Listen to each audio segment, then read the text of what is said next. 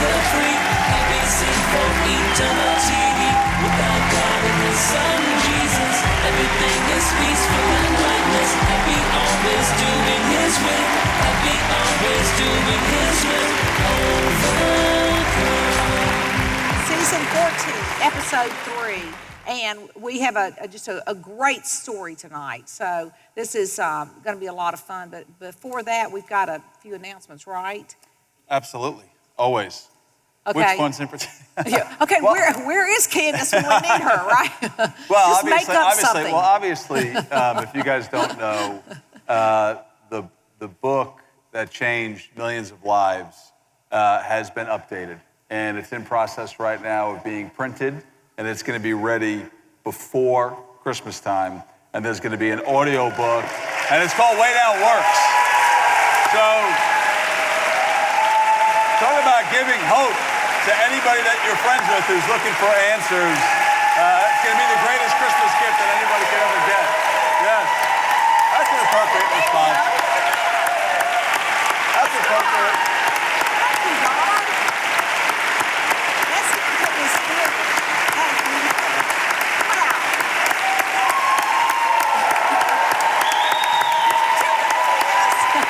It works. That's awesome. Wow.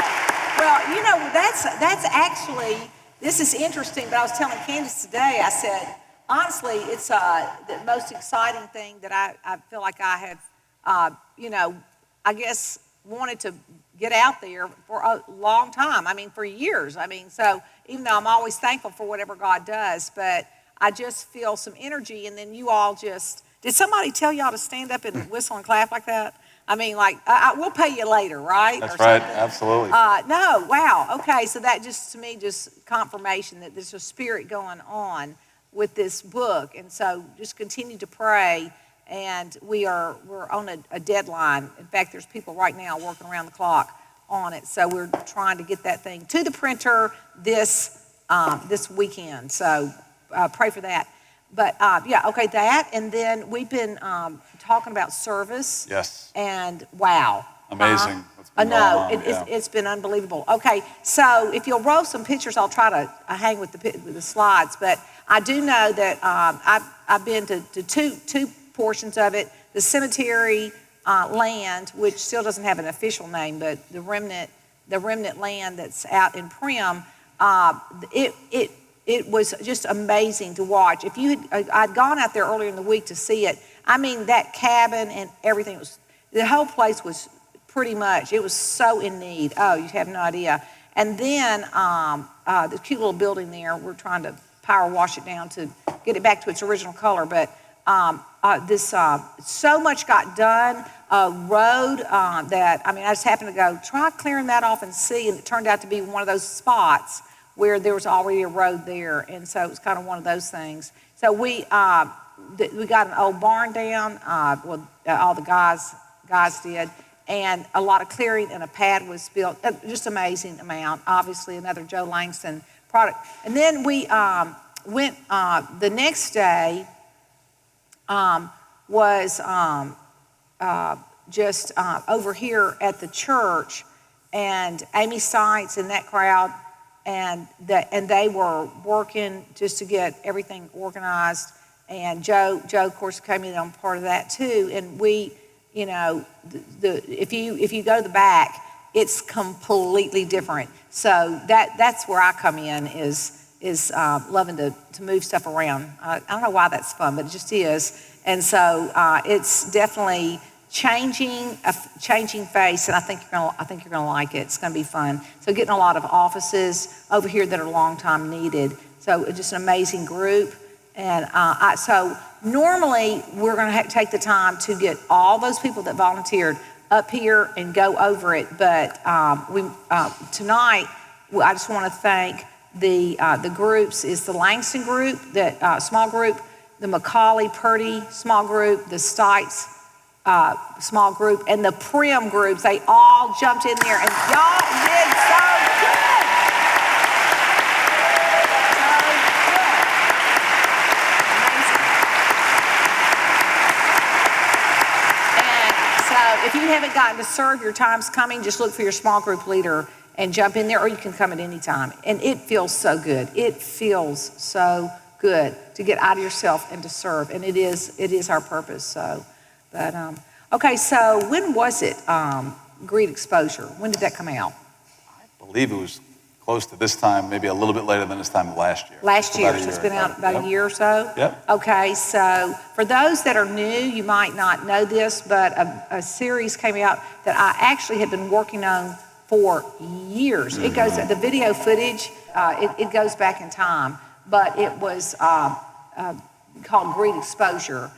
This will give you a little bit, if you're new, this will give you a little bit of a clue as to what it was about. Watch this. We cannot depend on false security. Look at the truth. You've got to be different. They've encouraged overindulgence versus self-denial. The cure for greed is calling upon God's spirit of self-control and losing selfish ambition. I am the same as all the rest. My wife and I have been delivered of over $30,000 in debt. Pay off all of our debt in 18 months. It's a false grace that lures you to sleep. I'm playing in their game. And when the storm comes, it's all a whitewashed wall. It doesn't save you, it collapses on you. God blessed us to where we were able to pay off about $40,000 to $50,000 in debt in 2 years. You lay down your greed and you stop the overspending. Paid off hundreds of thousands of dollars. Completely retired $30,000 of debt. Over $50,000 in debt in about a year and a half. The only thing that will keep a house from falling is building on the rock of Jesus Christ. It's all parallel. It leaves the mankind in obesity, debt, resorting to bankruptcy. God has healed me from bankruptcy to where I couldn't take care of myself as a single man with a single income to now I have a family of 5 on one income and we still have a savings. I have never seen the righteous forsaken or their children begging bread. Praise you, God, for getting us out of debt. Praise you, God. Quit claiming that everything else is to blame. I've got to be different. Because if I am the same as all the rest, then I'm playing in their game. And if I am to change, I must agree.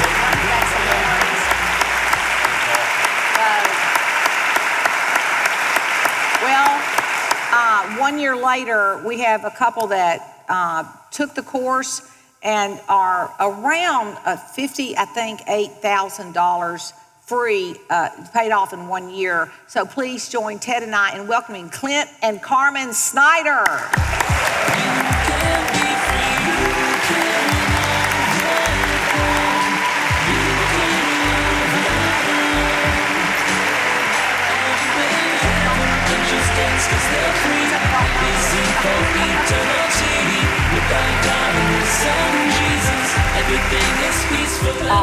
Awesome. So I got the right number. 58 in how many months was it? 1 year. In 1 year. 12 months. Okay. Well, that is so. I mean, actually, this pumps everybody up. So okay. Well, dive right in there. And Clint, you want to maybe help us out here? Yeah, I'll kind of just say a few things. Carmen knows a lot of the details of, and she's better at that.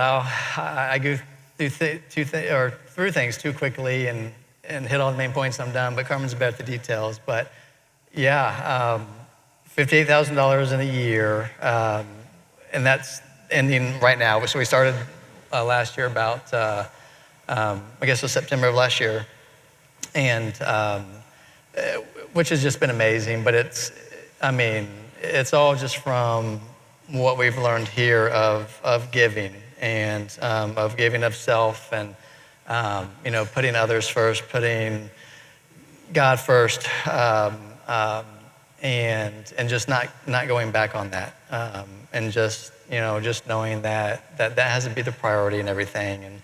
And the big thing with us was the tithing, because we grew up in church. We went to church our whole life, grew up in church. And so there's a lot of things we knew, tithing and different things like that, but there's a lot of things we didn't know, serving and being out of self and giving to others. And but that was huge for us, because we played with that for so long, to where we didn't think we had enough money to tithe, or enough money to give or to do something with. But every time we just said, no, we're gonna do this, we're gonna stick to this. God always came in somehow with, and Carmen can again go into some of those details, but he multiple ways came in and just blessed it, which was unbelievable, which just increased our faith to keep tithing and keep doing it.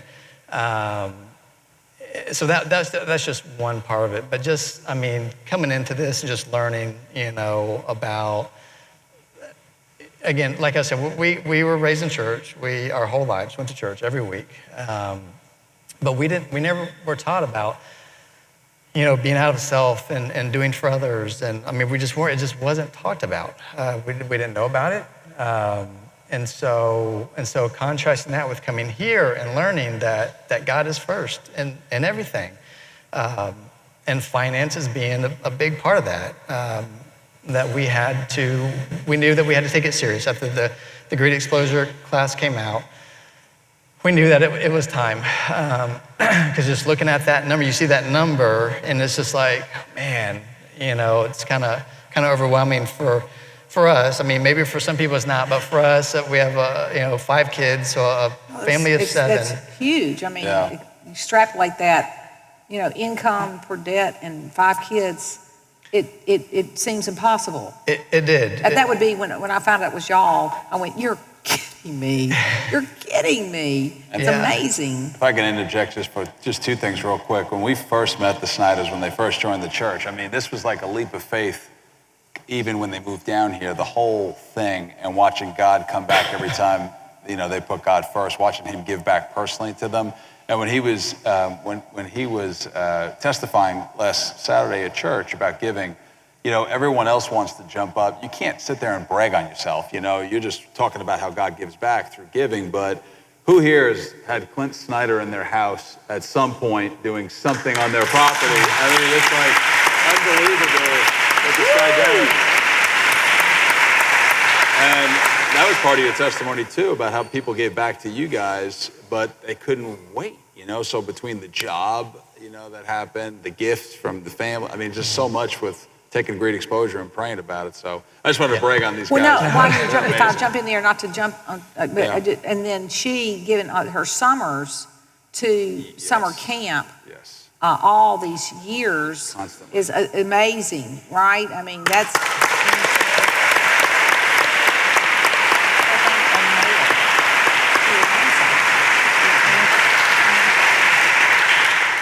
And all the co-ops every week. She's at co-op. That's what I was saying. Twice a week. I knew I was going to open my mouth and mess up, but because I was going to say, I just apologized to her. I said, I'm sorry.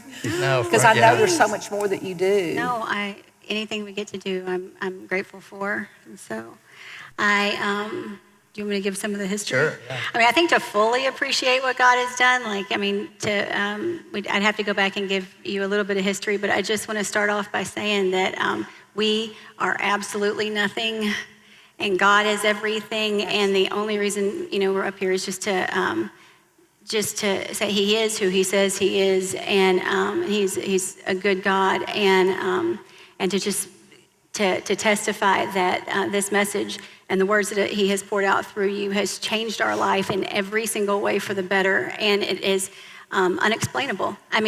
There's so many things that just somebody used the word unquantifiable, and it is very true, and it's just simply from putting it into practice. So we didn't come up with anything, we didn't do anything special, we are not smart, we are not, it's 100% God, and being led by people who are connected to God, and so that is first and foremost. And so to give you a little bit of history though, like on our finances and just pretty much everything in our history before way down could pretty much just be summed up by me being out of control in every area. And Clint has always been a faithful, really good guy that just got the short end of the stick by marrying me. But so early on, he has always been a faithful provider for our family, and I stayed home with the kids when they were little. And so literally for years, it was him working and depositing his paycheck. And that was the end and the beginning and the end of his contribution. I mean, financially, as in like I took everything from there. And I did all the bill paying, and I did all the spending, and I did all the planning, and I did all the borrowing, and I did all the bouncing of the checks, and I did everything from that point forward.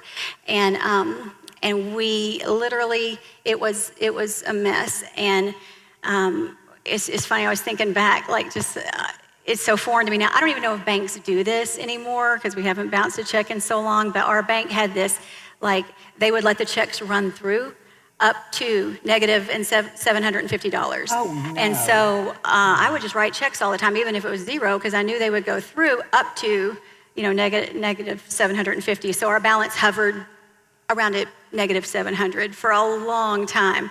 And we tried different things to get out of debt, different programs, different plans, and Clint tried to tighten the reins, and it just didn't work. You even at one point went and got a job delivering pizzas to bring in extra money at Pizza Hut, and it just, nothing ever worked. We even were frequent flyers at the payday loan place, where you go get a cash advance. So anyway, we were spending tons of money on overdraft charges and bank fees and finance charges and me controlling the whole thing, and it just was getting worse and worse. And so, but not only was I out of control with money, I was out of control with food, I was out of control with my mouth, I was out of control with anger, and God brought me to just a breaking point in 2007 where I cried out, to him and just begging for help.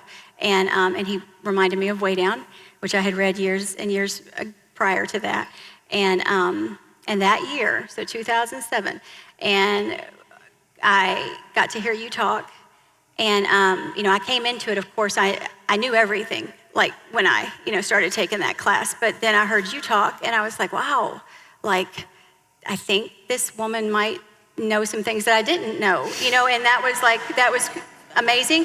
And there were surprising, and there were verses that I had never heard of before, and I'm like, that I know those weren't in my Bible like last year or last week, but here they are, and I was flipping through the pages like that cannot be in there, and then there it was, and so but it wasn't even that, it was that, but it was also, I just remember being your voice and the way your voice fluctuated when you said God. And when you said Jesus Christ, and I just would melt because I knew you had something that I knew that was what I needed, and you had a relationship with God that was real and like nothing I'd ever heard before. And so I kept listening, and every time I put something into practice, it was blessed.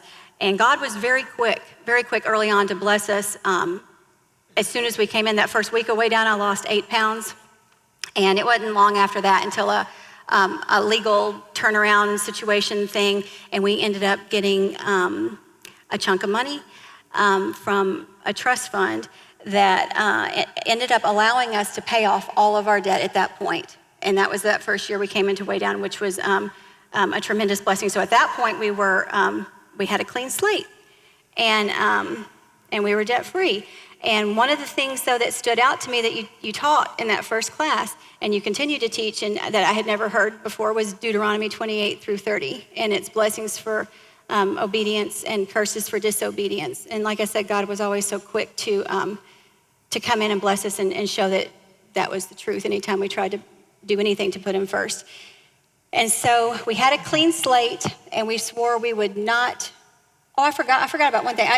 One of the drastic measures that I was going to talk about was when at some point, wanting to be free and knowing that I was the problem that was out of control, I went to Clint and I said, the only thing that's going to work is if you go get a bank account on your own and you don't let me have access to it. Put it all in your name, and you're going to have to probably tell them at the bank, do not give money to this lady when she comes in, because I would manipulate and say, no, I am his wife and I do need, and somehow I would figure out a way. But so anyway, but that didn't work either. And he had to keep going to the bank to get money out to give me, so that didn't last very long. So so God blessed us, clean slate, unbelievable. Things are moving along, and God's blessing us as far as weight loss and the children, and just our marriage coming back together, everything good. And our first financial test after that came when God put it on our hearts to move here. And he definitely was leading that, and we had sign after sign that was what we were to do. And Clint was all like, "We're going," so we put the house on the market. And mind you, this was a big deal because where we came from in Indiana, our house at the time was a nice house, and the price of it was half of the price of the cheapest house that you can buy in Brentwood, Tennessee. So we were like, there's no way we're going to be able to afford. I mean, we're still on one income here. At that point, I had started picking up and like serving as a serving job, very part-time at Cracker Barrel. Like my contribution was basically nothing. And so I thought, we need that money, like from the house. And so we put the house on the market for a reasonable price. And we didn't get an offer for like 8 months. And I know there's so many testimonies of people putting their house on the market and selling like 8 hours, 8 minutes, crazy stuff like that. And so I'm like, I don't know what's wrong. With us, it's like 8 months. But the first offer that came in was for $30,000 less than what our original asking price had been. And that was like a blow because it was like, oh, but we need that money. It actually was less than we paid for the house. And we'd invested a bunch of money and stuff. So, but I remember calling up Ted and asking, just begging, like looking for the lead of God. We just need to know the will of God. Is this right? What we make? Like, I don't know what to do here. And Ted, of course, he said, I'm not going to tell you what to do. He said, but wait a minute, you would take this amount. This is your bottom line, but you wouldn't take this amount. And I'm like, yeah, but that's like $10,000. And he goes, well, I'm not going to tell you what to do. Y'all pray about it, but he goes, all I know is that $10,000 is nothing to God. And so I'm like, I don't know about God, but I mean, that's a whole lot. That's a whole lot to us. And so I'm like, and we are going to need it. So it may mean nothing to God, but to you it meant a lot. That's a whole lot of money. And so we end up, that was in September. We moved in November. God gave us a place to rent down here. Total, just amazing blessings along that path. And then in December, we go up and revisit my family. And sitting and talking to my brother, and who had handled a lot of that trust account with my mom years before that. And just casual conversation. He said, I was talking to so-and-so the other day. He goes, you all know you still have some money in that trust account? And I said, no, we don't. I mean, we pulled it all out to pay off the debt. We pulled it all out in that house to put in that house that we just gave away. And he said, yeah, I know, I thought so. He said, but no, it's there. He said, it's like $10,000. And so I get chills like,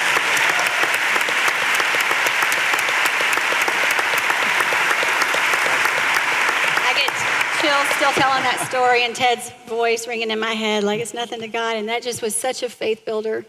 And he's continued to do just miraculous things like that. So there's just so many things that I could share about. So we ended up, moving down, all blessed. God ended up letting us get a house, which we thought we would never be able to afford to live in Brentwood. And I just pray that this encourages anybody who, if that's your test, and for moving down coming down for festivals or moving down or whatever God leads. But just to testify to the truth that, we should not on paper have ever been able to afford to live here, much less have 5 children and keep them all fed. And we do feed our kids. We have boys that eat a lot. But we ended up getting a house. Brandon Hanna helped us with that. Looked for, God bless him, like 2 years straight. We looked to, it had to be 100 houses. But anyway, we finally found one, and it was a foreclosure, and it was in really bad shape. But it was such a blessing from God. We ended up getting that house, and we had just enough money to paint the blue walls and to put some clean, like the cheapest carpet that we could afford, and to take out the 70s yellow sink and to make it where we could live in it. And so we lived in that for a couple of years before God came back in, and the prices of the houses had gone way up by that point. And one of the leaders here, Mark Jost, who's in finance, and he's been a blessing to us too. And said, I bet you have a lot of equity in that house now, and maybe you could, pull some of that out and do maybe some of the remodeling that you want to do. And so I'm like, really? I mean, none of this originated with us. I mean, none of these things were our ideas. And so, so God did allow that. We were able to, at that point, I had started working, and again, a little bit more than Cracker Barrel, but still part-time. And God allowed it to that remodel. And then here's where I feel like it's a whole nother God story. You came over to our house, and we were thinking like, oh, Gwen, I know God's given you such a gift, to be able to visualize things in a house and decorating. And we thought we were going to have to knock out and add a bunch of room onto it. And you said, I don't think you're going to have to do that. Like if you just knock down this wall here and do this right here and put this here. And you basically laid out an entire floor plan for that entire house in like 5 minutes. And we were just blown away. And so from that point forward, like you drew up the plans and it got put into action. And then do you want to talk about that? Like how blessed that was? Yeah, just the blessing of talking about giving and the serving of, it was still a lot to do it. There's still a lot that went into it, just with all the remodel and everything that had to be paid for. But the amount of help that we got from people coming to just serve and give their time, there's no telling how many thousands of dollars it saved us. There's no telling of just labor alone, which was just unbelievable. People were just showing up to do everything, anything. It was because we did a few. We gutted the whole downstairs pretty much, and so it was from new floors to new electrical, new lights, new walls. Everything, ceiling, the works, new kitchen. We did everything, and people just showing up and putting stuff together for us, and putting up drywall, and painting, and there's just no telling. How much, and that's just. Again, just you guys giving back and just serving. Oh, it's amazing. That wouldn't have happened anywhere else. Anywhere else. When we packed up to move to come here, we basically did it. You and I basically did it. I might have suckered my brother into, to lift a few boxes, but then when we got, so it took days for us to get here, and then we, come here, and then everything's unloaded in like 1.7 hours, and in its place, and so we've saved.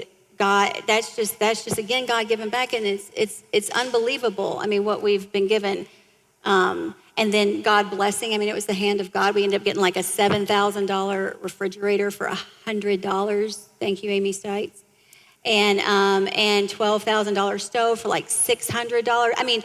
Things that were worth thousands, and we got it for cheap, and they were all, we were checking in with you like all the time through this, and I didn't pick out anything in that house. I just prayed and let other people do it that knew what they were doing, and decorators extraordinaire like Ronna Rickman coming out. We had so much help, and then God, through that process, ended up giving me my dream house, but I didn't go for my dream house. You know what I mean? Like it was all just following. And then I looked up one day, and even down to the porch swing he had given me. I had always wanted a porch swing. So anyway, just the desires of your heart, that he really does know and give you the desires of your heart when you put him first. And so over and above the top. But so fast forward just a tiny bit. So through those years of me ended up going back to school and raising 5 kids here, and part of that remodel and all of that, we had really kind of lost touch of our commitment to stay out of debt, and ended up just kind of here and there. And the kids need braces, and braces on 5 kids really kind of like, so a little bit here, a little bit there. And before we knew it, like we were back in debt. And it wasn't that we didn't know better, we just weren't prioritizing it. And so when Greed Exposure came out, and your charge in that was to get out of debt spiritually and get out of debt physically. And the main thing that stuck out to us was praying over your finances. Are you inside God's boundaries, with your and praying over everything? And it's like you've said that all along, but for some reason we have not been doing that, And so why haven't we been doing that? And so we made that commitment then that we would start praying and give this over to God and whatever God wanted, and impressed it on our hearts, both of us very unified in this mission to do this. And another thing that you said in there, which was just floored me, was you said to consider praying for more money. And that was like totally foreign. Like I would never like, do that. But I'm like, okay, but we're going to do that. And so we prayed, that if God saw fit and whatever you want, and so that we can serve your kingdom and give back to you, and always, keeping, and not because we tithe, not because you have ever made that a priority or this leadership has ever even talked about it. Like it's never talked about, but it's just kind of a biblical principle. And God has been very, very clear about that. So making sure that was top. And then, so praying, and then I got this job offer that came to me. And it really, again, not seeking it, it really came to me. And I wasn't sure about it at all. I wasn't sure, should I do this? Is this going to interfere with what we get to do for the kingdom? And what about homeschooling the kids? And what about this? And what about that? And so going and checking in with leadership, just one of the council of many. And it ended up getting to you. And I was praying for clarity, like, should I not? And you called me and you said, Carmen, I think you should take that job. That was clear. And so we took it. And it has turned out to be an incredible blessing, more than I thought. Taking it ended up more than double. Well, it doubled at that time, doubled what I had been making, and then God has just blessed it beyond that. And that, again, that only because we've put into practice what you've taught about being under authority at work, and putting the boss's needs first, and truly with, the business being, and the patients being not about me, but really wanting to take care of those over me and meet the needs. And Clint too, I know is an incredibly loyal employee, never calls in sick. I mean, just he's there early and wants to please his boss, and he's gotten raises and I've gotten raises, and everything has just been so blessed. But I know it's because of putting this into practice. So we're just chunking away, and you said keep track of all expenditures, in that class, and just have a running list of where you're spending money. There's kind of a worksheet if they want to put that up, but from the Great Exposure workbook, you'll see just a great, budget and stuff. Your budget, and then like what you're actually spending, and did you pray over it, and did you not, and was it Spirit-led, and just beautiful. It made us think about it. And so we were meeting together like every paycheck, every 2 weeks we were sitting down and looking over the money and praying over it, and like, and sometimes he would have a lead that we need to keep more money in the bank account than, and I'd want to send like all of it, and I was like, I don't even care if we eat this week, let's just send it all, to the, and he's like, well, I think we need to, so just knowing I need to follow that lead, and God just blessed it, and then until like, so that was 2/3 of it came that way, and then God on top of that. Yeah, on top of that, so part of that was school loans, was kind of part of that from Carmen going back to school and everything.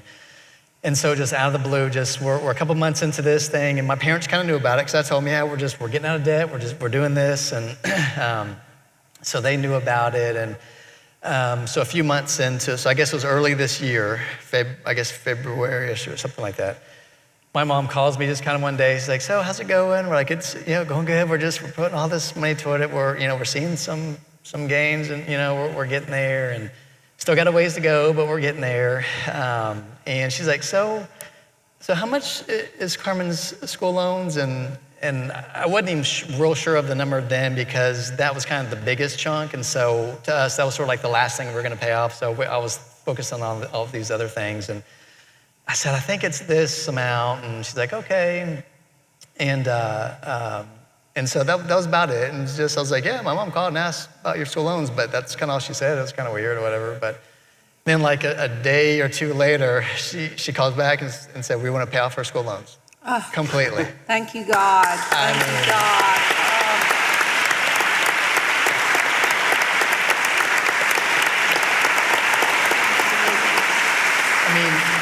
Like no strings attached, nothing, just gone. Wow. Gone. And she had said in there, which is, again, we used to have a pretty rocky relationship, prior to this message, but she just said, we are proud of you guys and the way that you're raising your kids and the way you're handling your money, and we just want to do this for you. And so that was just I knew it was I feel like a direct, like, kind of, result of that praying for more money thing. And like, I was like, this is, unbelievable. So that was 1/3 of it, 2/3 is the other. And we have just been just blown away, and we are incredibly grateful. And I mean, we don't even have, I mean, this place has been so blessed. I mean, God has blessed us, the whole place, so much, you know, in so many different ways, and financially. And I feel like we don't even still have anywhere near, but it just doesn't even matter. I feel like we are the richest people in the world. I mean, because of what we have, and the truth, and the friends, and the examples that we have, and you know, for the first time, like hearing your voice, and knowing these leaders, and the changes that, you know, that we've made as following their example. I mean, it's priceless, and it's examples that we want to emulate. And one of the things that saved us a lot of money was, again, you know, Clint, the grocery shopping thing. And so following the lead of David Martin, and the Martin family has been unbelievable and irreplaceable blessings in our spiritual walk in life, and just love them. But just following David's example of being such a good provider for the family. Yeah. What did you take on? Well, so I took on the grocery shopping. Did you follow David around the grocery store? Yeah. So can I just? You could pretty much go any day and probably find him. So you don't have to talk to me. I'd like to have been a fly on the wall on that one. Yeah. Martin family. Yes, it's been a few years. I don't even know how many. It's been a few years now, and so because I knew he had done it, or I heard him talk. Somehow I knew he had done that, and I thought maybe I should just take on the grocery shopping. I mean, and remove Carmen out of the equation, and it will probably go better. I mean, and it has been blessed. Not that I do anything better, but we do spend less at the grocery store, because I think I'm just. He does it better.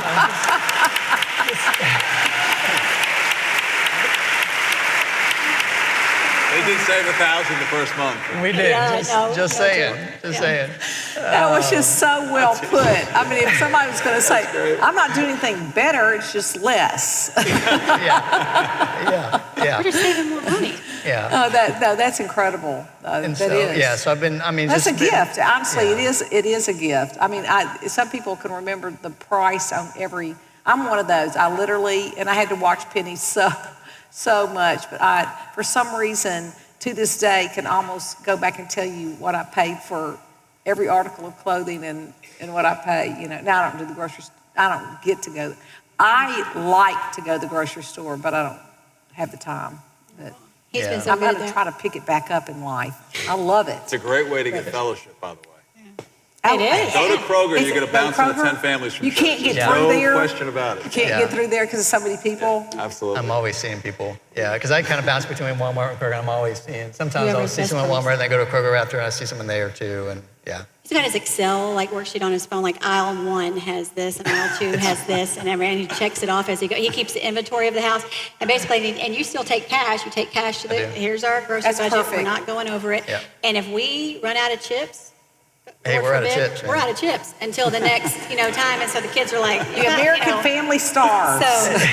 So y'all look, I mean, it's not hurting anybody. no, Yes. they've been incredible. No, they're well fed. I mean, God has blessed it. He really has. And just trying to do it with cash, and it's just been blessed. And I just try to do it within God's boundaries of what He wants us to spend. And it's the rule number 1 of the grocery store is don't go hungry. Yeah. And that's it, because you'll be lured in.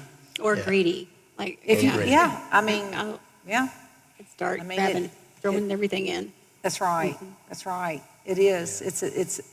God puts together, between everybody, the gifts and everything. This is an amazing story, honestly. Well, thank you. The amazing Thank family, God. amazing kids. Look at this family. Look.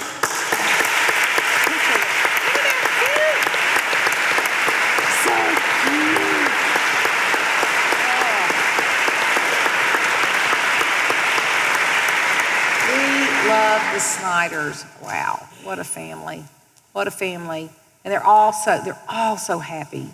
It's beautiful. We love y'all so much. Okay, so in the greed exposure, anything else about it? Is it just perhaps the discipline of it, or going through it together as a couple? Tell me. Why it worked. For me, I think it's pulling God into it. It's just like everything else. It's like coming into way down, and God wants to be included in our eating. And God wants to be included, you know, in what house we buy. I mean, God wants to be included in all of these different things, and that's just like He wants us to include Him in these decisions. And so bringing Him in alone and putting like His desires, you know, first, and you know, He that's when miracles happen. I don't feel like it's a mathematical formula. It's just it's definitely the heart. It isn't a mathematical formula, because in the end, you can outspend in a few minutes if you don't lay the greed down. No matter what kind of formula you're using and what program you're using out there, to me, other than what we're teaching here, it's kind of like dieting. You can go out there, and there's all kind of programs out there that give you information on investments and different things or whatever. Never have debt. I mean, even that's legalism to a fault. God may lead you to have some debt or whatever. I mean, it's spirit-led versus, you know, just having some kind of formula. But if, you know, it says in Ecclesiastes that whoever loves money never has money enough. Whoever loves wealth is never satisfied with his income, never satisfied.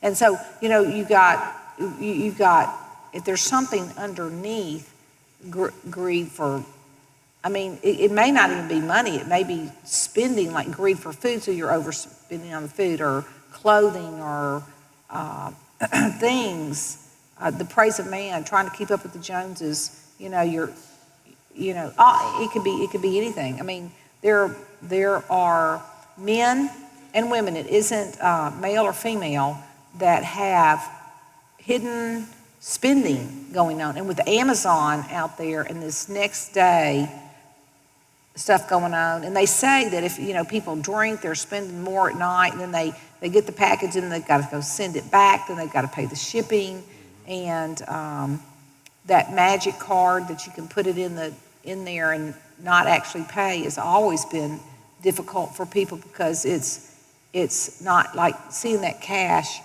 is different, paying cash versus putting it on that credit card. But if you don't get the heart right, then what's going to happen is you can outspend it in a minute, or it comes back. I mean, I've been doing counsel, you know, for so long now, and going on, you know, longer than 30 years ago. I mean, I did it at Memphis State also, but, you know, just noticing that if someone has a spending problem, then, you know, I know I'm going to see them again. Like, they'll work on it, but then, like, you'll see it again, and then you'll see it again. Like, it'll come back up if you try formulas.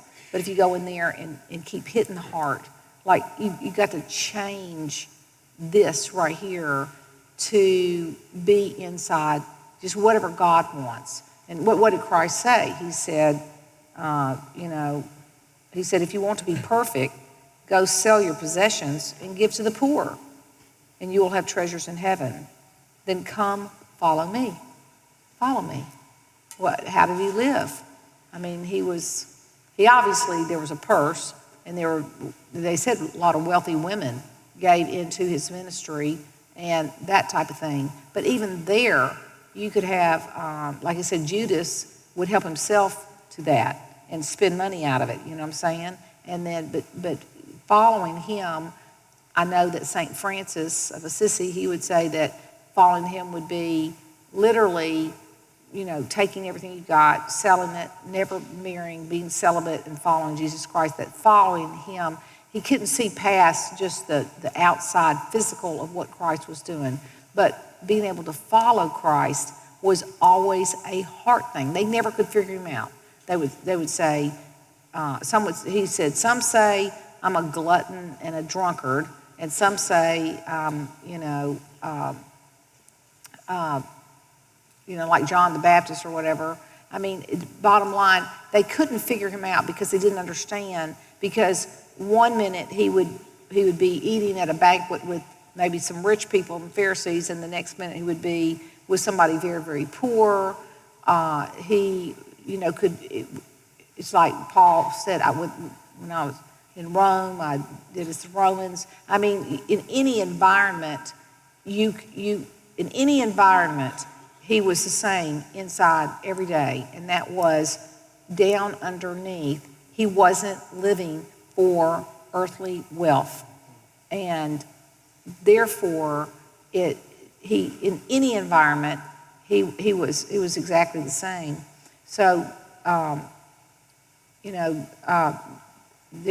it talks about the man that stored up in barns. He said, look, I'm going to build, I'll tell you what I'll do. I mean, he had a lot of money coming in, and that's what happened, when you go back to Deuteronomy 8, and Moses warned him, God warned him through Moses, then when you start doing well and all of a sudden you're starting to get blessed, and then you start saying, my hands did it, that's where everything messes up.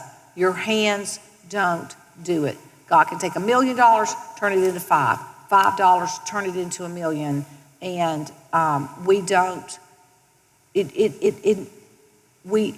You just, I don't know. It's a heart thing. It's a heart thing that some of these mothers will go out and all of a sudden buy all these expensive clothes for their kids when they could have gone to Angels en Moi or Goodwill or whatever and picked it up for sometimes $1 a day, nothing, and then you go home. It's a heart thing to want to to live within your means and to be humble about it and grateful, because it's definitely out there in this world of eBay. But what happened to this guy? He said, I'll tell you what I'll do. I'll tear down my barns and build bigger ones, and there I'll store all my grain and my goods. And then I'll say to myself, you have plenty of good things laid up for many years. Take life easy, eat, drink, and be merry. But God said to him, you fool, this very night your life will be demanded from you. Then who will get what you have prepared for yourself? This is how it will be with anyone who stores up things for himself, but is not rich toward God. I mean, life is so short. Life is definitely short. I mean, that's the theme of both way down and here, when you talk about this world and its desires pass away in 1 John 2:17. But the man who does the will of God lives forever. I mean, everything's so fleeting and life is so short, and you think you've got to have that thing, but if you've got to have that food, you've got to have that item, you've got to have that dress, you've got to have, it's almost 100% of the time you walk away from it when you feel like you've got to have it. And by the next day, 24 hours later, you don't even want it. Or buyer's remorse, you got it, now you have it, now you're sorry you bought it. I mean, it doesn't satisfy. It does not. But then going to sleep at night, there's no price tag you can put on being out of debt, going to sleep at night, and then teaching your children, because your children, when they're not spoiled, will take care of what they've got. And then they also will learn from you exactly how to live. And you don't have to worry about income and things. I mean, some of the richest people in the world are always broke at the end of it. They're in debt. Elvis Presley, he was broke, at the end of, it's probably one of the, so much money passed through there. There's no telling how much money that guy made. And yet he in the end was completely broke. So it isn't how much money you make. It truly is the principles of following Jesus Christ and learning how to get out of debt, saving 10%, and then spending 10% less, saving 10% more, or whatever percentage it is. But in the end, then you have this margin that you can live on. Those things you thought you had to have, you don't have to have. The people aren't paying any attention anyway. They're looking at your smiling face, and they're looking at the joy that you have. The happiest people in the world live in huts and they have no shoes, more than likely. I mean, you see so many that things are not going to make you happy, and that's what we get into trouble with. And you are in the middle of Brentwood, Tennessee, and this is an upper income area and people trying to keep up with the Joneses, and there's no need. So how beautiful. It was very beautiful. Yes. And Ted, please, you have just helped so many people with, counsel and. One of the first things I ever learned from you taking a class was God's boundaries fall in pleasant places, those boundary lines. And so learning the boundary lines for everything and going to God has blessed this entire place. I mean, everyone's been blessed by it. And I love seeing the finances because it's something that catches people's attention. You've always said it, that debt is one of the most painful things that a person can be under, that sort of oppressive hand under.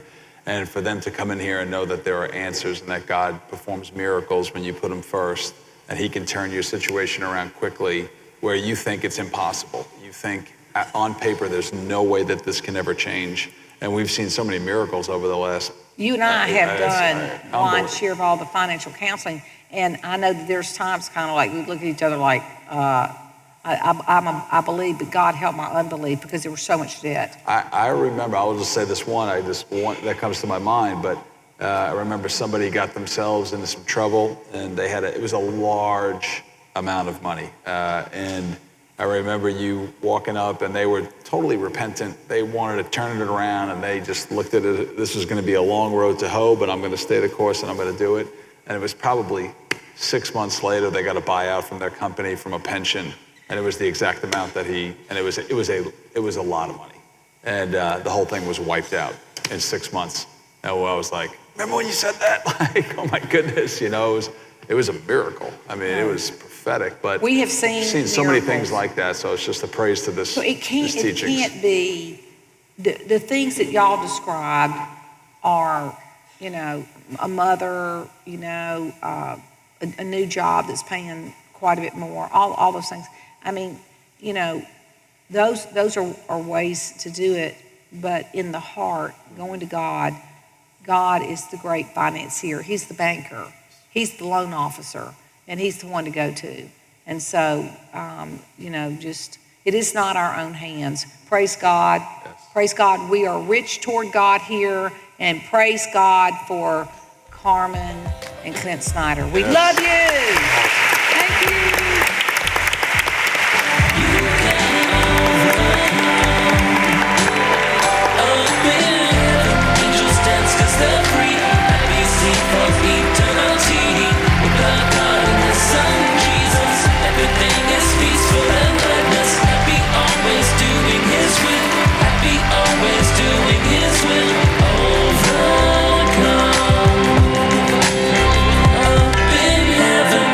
Dance 'cause they're free, happy sing for eternity with our God and his son Jesus. Everything is peaceful and lightness, happy always doing his will.